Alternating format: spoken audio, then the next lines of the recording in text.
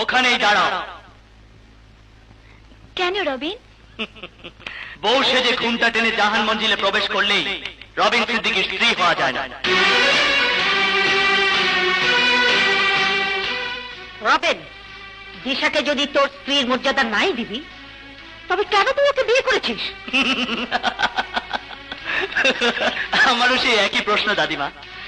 একদিন মিস্টার শাহেদ সিদ্দিকী আমার মাকে বিয়ে করে স্ত্রীর মর্যাদা দিয়ে এই জাহান মঞ্জিলে এনে তুলেছিলেন,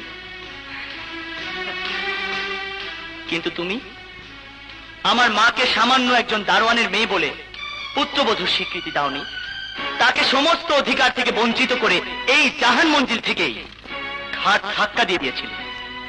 মনে আছে দাদিমা? ঠিক তেমনি ভাবে আমিও আমাদের জাহান গ্রুপের সামান্য একজন কর্মচারীর মেয়েকে স্ত্রী হিসেবে মেনে নিতে পারবো না।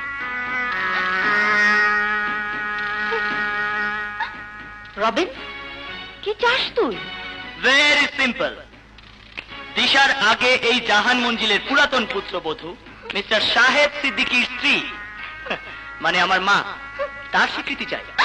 দাদিমা, দোহাই দাদিমা, রবিনের মাকে তুমি স্বীকার করে নাও। না, আমি বেঁচে থাকতে কোনোদিন ওই দারোয়ানের মেয়েকে মেনে নিতে পারবো না। আল্লাহর কসম দাদিমা, যতক্ষণ তুমি আমার মাকে স্বীকার করে এই জাহান মঞ্জিলে ফিরিয়ে না আনবে, ততক্ষণ দিশাকেও আমি এ বাড়িতে ঢুকতে দেব না। Robin, get out.